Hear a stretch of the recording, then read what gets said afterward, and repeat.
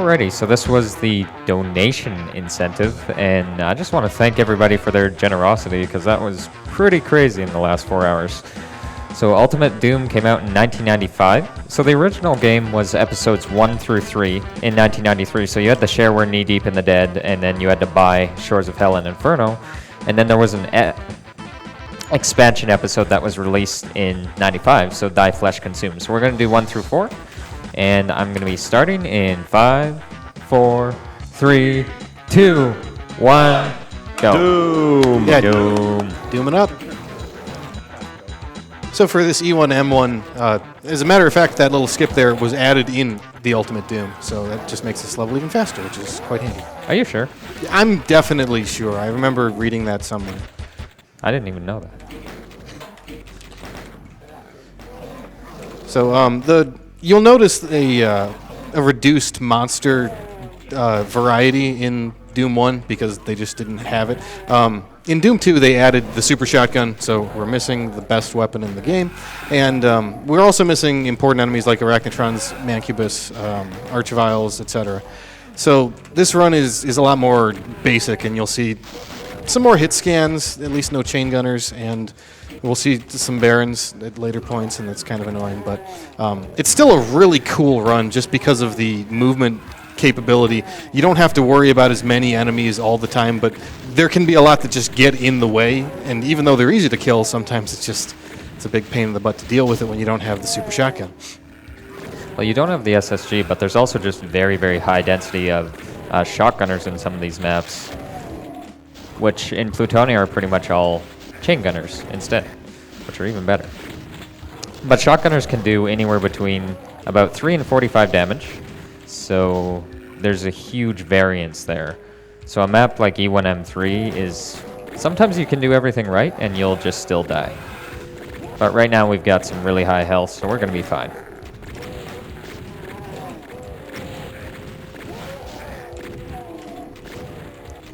You'll also notice that in general the Ultimate Doom levels don't quite have as many skips and whatnot. There's still a good handful of them, but most of it is just making excellent use of the movement mechanics. This is an example of a skip, though, right here. It's going to SR50 onto, or I think you can actually SR40 it, but it's a different setup. You can SR40, but it's much more difficult. And the hardest thing in the game, opening that door. That door is surprisingly hard to open. I wasn't even making like a Diamond's Bad joke there. Sometimes it just doesn't want to open for you. Yeah, it's weird. So he goes specifically to that area just to have a wall fall down. And then there's a bunch of enemies in the way. This level in particular ends most attempts at this episode because of the ridiculous monster density. And he didn't even quite get it because the enemies were in the way there. There we go. Oh, sorry, it doesn't... It raises the platform, it doesn't drop. Yeah, I just had to hit a trigger there, but I didn't quite go forward enough, so I missed it. So most of episode 1 was, the levels were designed by John Romero, except for, I think there was some additional help on E1M4 and E1M8.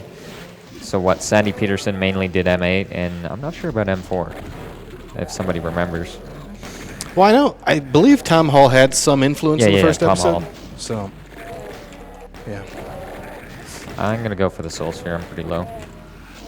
Chain gun. I saw chainsaw. There's definitely not a chain gun there.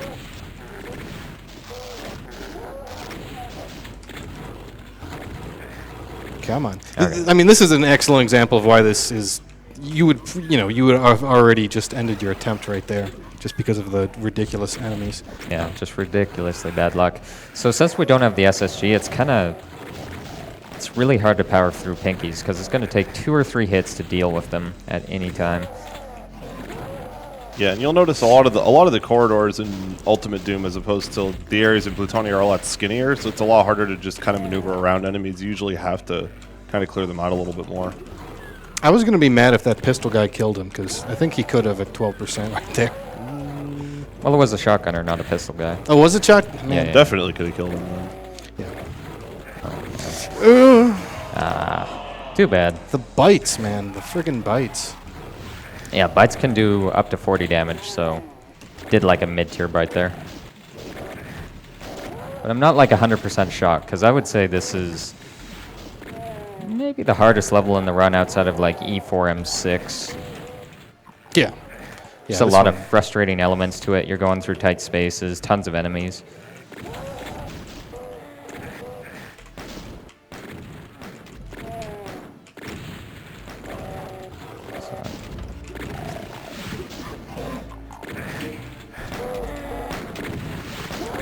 And then see the difference in the enemies right there. I mean, nothing was really getting in the way.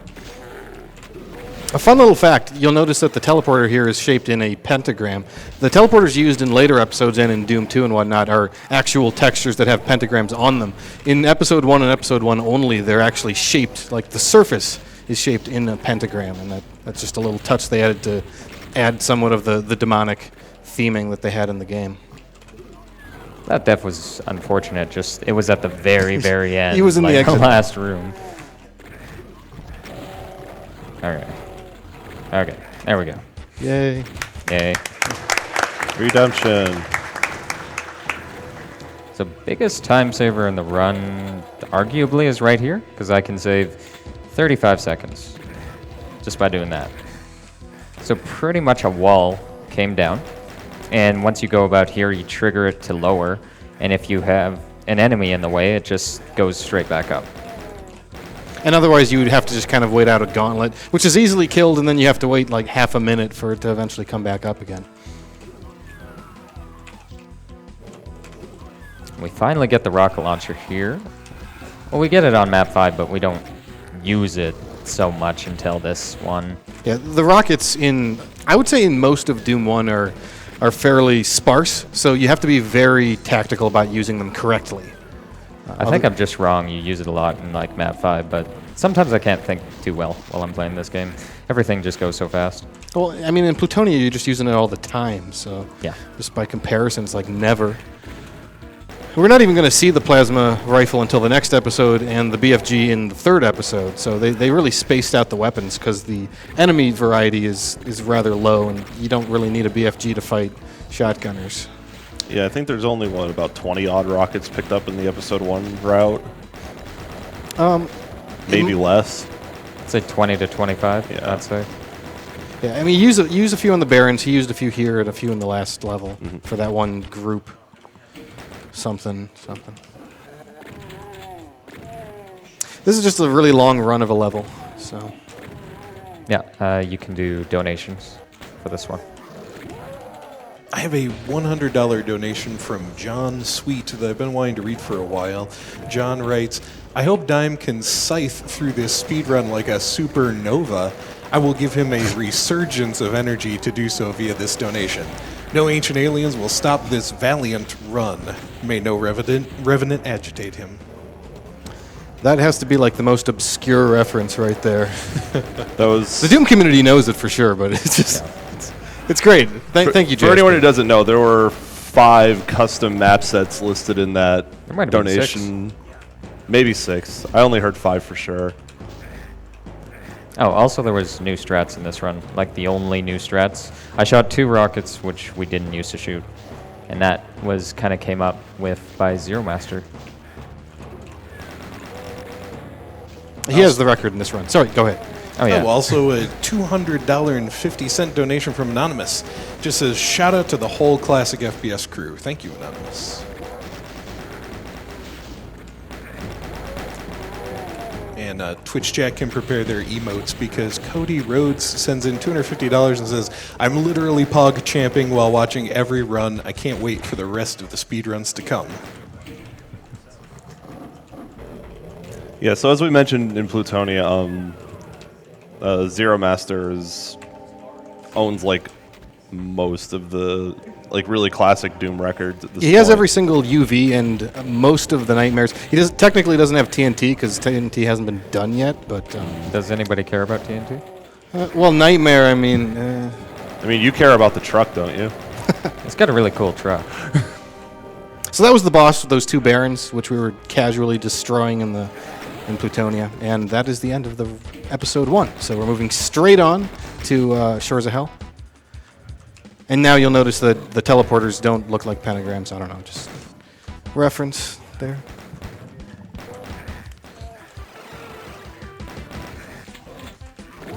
But this is also where the runs start to get a little more hectic. I would say that the E1 episode is the longest. It is, but the next 3 are going to be a lot shorter, or supposed to be a lot shorter.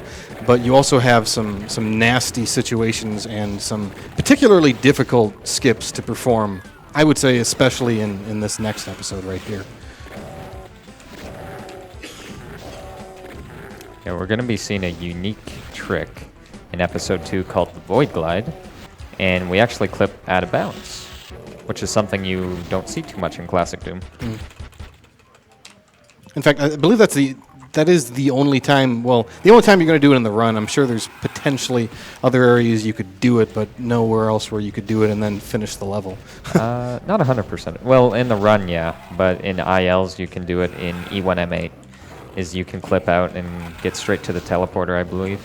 Oh, huh. Didn't know that. Whoops. There is a backup strat here, so I'm still fine. Yeah. So right there I pressed the switch and no Z-axis, so it was way above me, and I still pressed it. This game has good physics.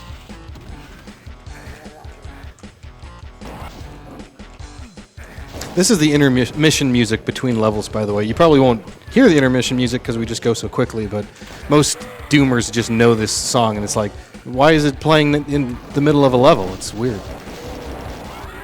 I'd say next about 2 maps are less interesting, so you can do more donations. You got it. Akira Katayama gave us $50 and said, okay, I missed the chance to donate toward our jaunty trip through hell, and then I missed the chance to donate toward the Pepsi Man cutscenes. Dang it, I'm going to donate toward something, though, so here's $50 toward moving into that cow level in Diablo 2. Thanks, Akira. Also, $100 from James E6, who says, I look forward to the Games Done Quick events each year. Keep saving frames and being awesome. Thanks so much, James. That is a sneak peek of the best texture in the game. Oh God, please no. Something I was wondering, do we know Cubeface's favorite class in Hexen? Cleric? Okay. It's definitely Cleric. All right. Absolutely. All right. So we do have upcoming for Hexen in a couple games here. There's the class choice bid war. So if you wanna give Cubeface's wish, vote Cleric with your dollars. If you want to troll him, go Wizard or something else. So I never used to make that mistake, but I do it all the time now, so I guess I'm just lazy in this area. I didn't quite get that. There's something called a line def skip. A lot of the triggers in this game are created by just using a line segment and then saying something happens when you cross it. You can make the 2 barons not show up by avoiding touching that particular line. So we don't like barons, so we just want to get rid of them whenever possible.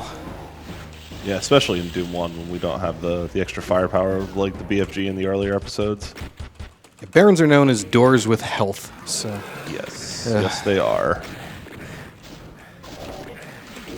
So here's E2M6, so we have the Void Glide coming up. So I'm going to find a very specific wall to clip out of. yeah, the way this works is that because of the particular geometry of the level, mainly that it's not like at a north, south, east, west type angle, when you're trying to perform what I was calling the... That was fast. Good, that's the good start. When you're trying to get that whole teleport attempt position thing... Oh yeah. Sorry. Wow. Okay. Okay. It's just world record right there. But yeah, the teleport attempt position just goes completely haywire when you're at a weird geometry and you're bouncing around until eventually the game decides to try to push you like more than 32 units in a single tick. And it's just, dang it, barons, demons. They might as well be barons for as annoying as they are. Okay, come on. This is a rocket jump, as much as you can jump in this game. We can do it. I think I'm doing it. Must be too early. Okay, let's kill these guys first. There's a few different setups you can perform on this rocket jump. I believe there's one for SR40 and for SR50, but it's a very specific setup. There we go. So one of the reasons he's trying to do that without killing the pinkies is because he wants to save his plasma for this level so he can kill the Cyber Demon a little bit faster. Because the plasma rifle has a little bit higher DPS than rockets. A little bit higher, yeah. This might be one of the most famous Doom levels just because of the way that it's set up, and there's this awesome Cyber Demon duel with rockets and stuff. I know this scared me as a little kid because I was awesome and was able to play this when I was like 6. So.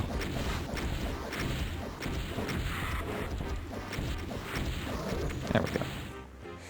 And that is episode 2. Episode 2 down.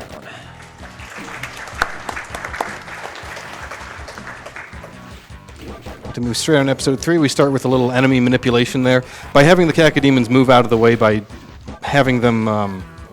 he just uses his pistol, basically, to say, I'm over here, and then the position of where he is moves the Cacodemons specifically where he wants them to go so that he can get right out and continue on, because they're blocking him otherwise. Yeah, and the one interesting thing you'll note about Doom 1 is you notice that the boss-type monster of Episode 1 was the Barons, and you see those a few times throughout Episode 2. The Cyber Demon being the boss of Episode 2, you will see kind of is not exactly a boss monster in a later point. He actually shows up in Warren's, which is the secret level of this one. And yeah, he's...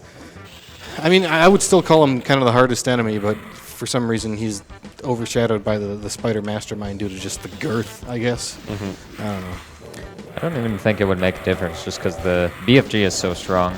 Even the Cyber Demon would go down in a few hits. Oh yeah, I forgot to mention that level was shaped like a finger with a hand with a booger on one of its fingers. Did we explain how the BFG worked? We didn't. Well, we tried to during Plutonia, but we got cut off by tricks and stuff. So basically how the BFG works is oftentimes you'll see Dime maybe shoot a BFG shot off of a wall and just a bunch of enemies will melt into the ground after they get hit by it. So when you shoot it, it shoots out a main blast, which locks in an angle that Doomguy shot at. After the main blast hits an enemy or a wall or any other surface, really, the BFG itself, from where Doomguy is standing, will shoot out 41 tracers within a prescribed range of an arc in front of him. Those tracers will deal, I don't remember what the damage is exactly, but something around 40 maybe each. They're the main source of damage. Yeah.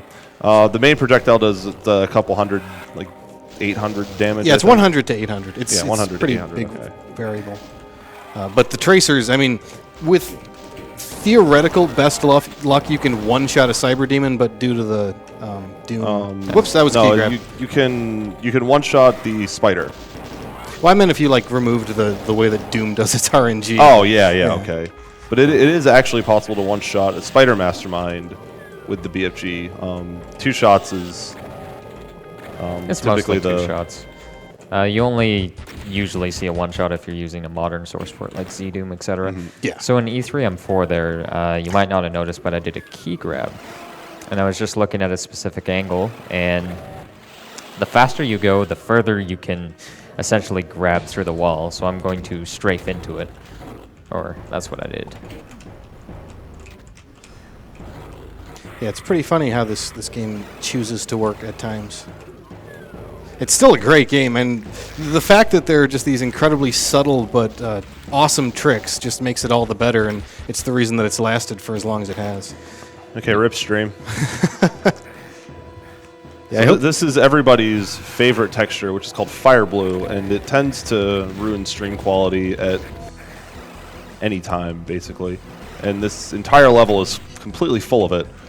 Yeah, 3K, 4K, it just kills encoding, just beyond what is possible. So apologies to anyone who's having what appear to be technical issues. It's probably just the Nice shot. texture.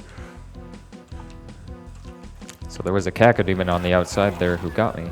I didn't even know he could shoot from there. MLG right there. Good shot.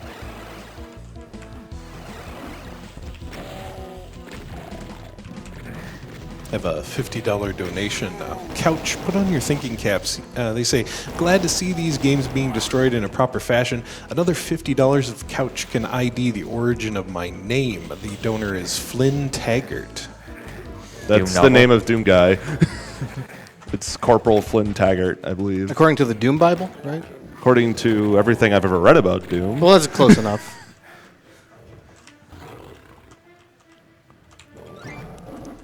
So Gate to Limbo is just a massive maze, but by using the power of strafe running, we're going to be able to skip most of this map.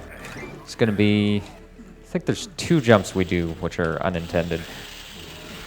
Right after we pick up the red key here. Yeah, fun fact, when the original game came out, none of the developers supposedly knew about strafe running whatsoever. So when Doom 2 came along, they at least knew to some extent about strafe running, but they didn't know the possibilities of SR50. So then we still had the ability to break much of the game. So that was one right there. Second one is coming up here. So we're going to go straight to the yellow key door, and then we do one last strafe jump to the exit. This is the big one. Yeah, this is the tough one because he has to stop really quickly after getting across the gap. Oops. That was Fortunately, there's a staircase, so he can just too far retry right. it. Too far right. No. There we go. And now for one of the best boss battles, like, ever. I'm going to go for the armor just because I'm too low. It's probably a Here's good the call. spider, and there's the spider. There Yep, you yeah, we're done. Dang. Oh, you didn't show the ending. I don't think it shows the ending in Competition Doom. Oh. Oh, okay. It just I wouldn't know. goes straight to episode 4. Speaking of episode 4, this is the one that was added for the Ultimate Doom, and it's a treat. It's kind of hard, especially this first level. I think a lot of people might just try to play this game on this episode and just stop at this level because this is really hard. Yeah, I think there is one green armor, right? Or one is there green no armor. armor? I couldn't remember if there was an armor. It's 1 green armor and 6% health, and that's Yeah. it. That's all you get. And like 3 barons, so it's good stuff. I think that is one other thing we didn't go over is how armor works in this game. So anytime you are under 100 or less % armor, reduces damage you take by 1/3. So if you were to take a hit of 30 damage, you take 10 off your armor and 20 off your health.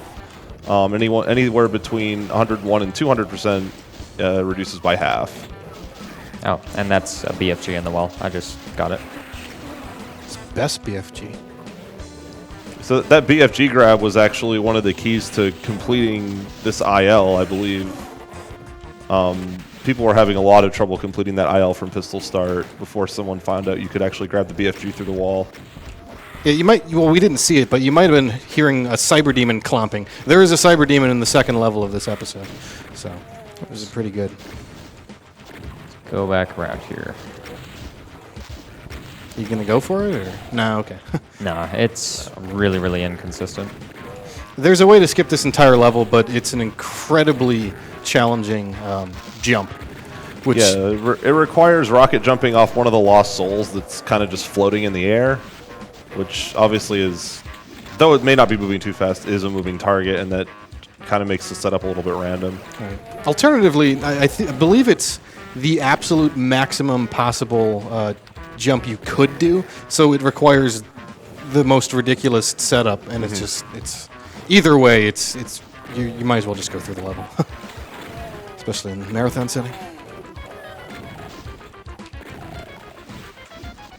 Now we get into 2 awful maps, which I think American McGee just gave up here. E4, M4. It's just like the most unmemorable level. So you can do donations.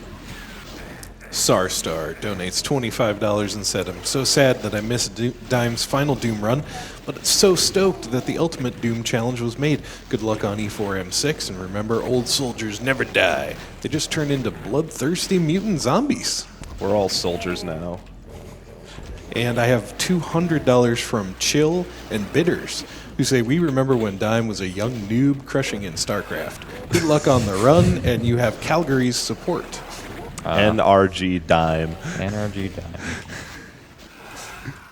And Lamb Deerg sent in $50 and says, I just moved to California, so I don't have a ton of money to donate, but I'll always find something to give you guys. Save the world, but kill the animals.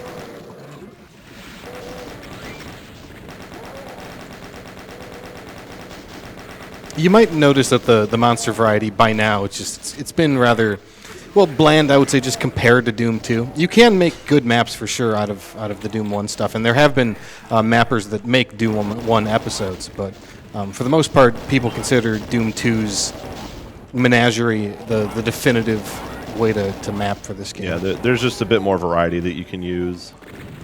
Come on. Especially one thing, but that's a really big difference between Doom 2 and Doom 1 is the existence of Hell Knights, which basically are exact copies of Barons with about 60% health, so they're a lot better to use for just kind of generic enemy placement. Yeah, it might even I think it's just half health even, but either way, Barons are annoying, Hell Knights are less annoying. So first skip here, we're just going to go straight to the teleporter. We're strafe running, and we go to the red key area right off the bat. I've got low health. Holy crap. I don't like this. I'm going to do I'm just That Cacodemon. just kill. He's cuddling the Cacodemons, guys. It's fine. There's no way I'd get through that level with like 20 health. There's a fun surprise at the end. Fun, yes. Never mind that this level has all this lava, and there are very few rad suits, as I recall. Maybe 3-ish. But this level is kind of maze-like, or at least just difficult to do what you need to do, and you can run out of that and then just start running out of health, and it's pretty bad. These levels are a massive step up from the first 3 episodes, basically. This is almost like the Plutonia of Doom 1. All right. Yeah, you'll notice the Cyber Demon now. So I have to stand forward here because he can splash off the staircase. And he doesn't really Nice, okay. Oh, that he was doesn't good. care about me. Yeah, sometimes that Cyber Demon can be a huge pain. It's in a really enclosed area, so it's not advised to try to fight him in close range. So I'm going to try to show off a new trick here, which I didn't do last time. So if I can't get it, I'll save and load. There we go. So essentially, when we get to the key door here, I'm going to find a visual cue just by looking at a certain line depth. So as you can see here, I'm looking at kind of a... I don't know what color that is. Brown? Nice. Anyway, you got first try. It's good. Yeah, so the exit switch for that level is just kind of in the ground, and there's a point where a trigger happens. I don't remember if it's a switch or a line def or something, but it just raises out of the ground. So if you get on the platform, you can just press the switch before doing any of that stuff. And last level in the game, right Yep. here. Time will be when the transition for this level hits, after he kills the mastermind, more or less. Yeah. This was the only this was like episode 1 doesn't end immediately upon killing the boss, but there's actually a teleporter that you have to go into at the end of it. Oh, you didn't do the rocket jump. Oh, yeah. It's the most I haven't important done one. that in like a long time. It's just not even worth it. Once again, say hello to Mastermind. And say goodbye to the mastermind. All right. This map is really easy just because you have way too much plasma. It didn't- Oh, Okay. Okay. And We're done. time. So 28-18. That's okay. Not bad. Just the one Bad level. at all. But E1M5, yeah. Anyhow, I want to thank everybody for watching the Doom runs. It was really fun. And coming up next is going to be Hexen with Cubeface, I believe. Hexen and Strife. One more time for Dime, everybody. And thanks so much for voting with your wallets to get us more Doom.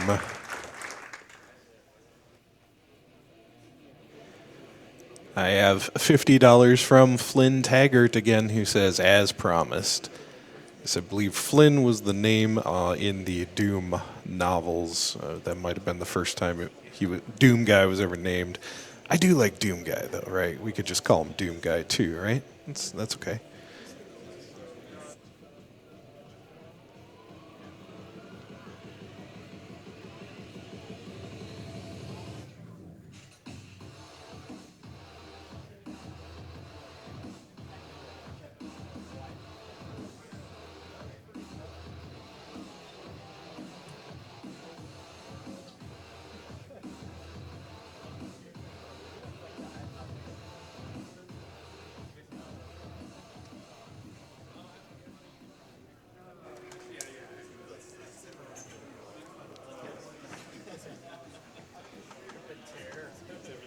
Here's $25 from Anonymous who says, I'm loving Doom, but notice no one had bid to name anyone in Super Mario RPG, so let's call Mario Red Luigi.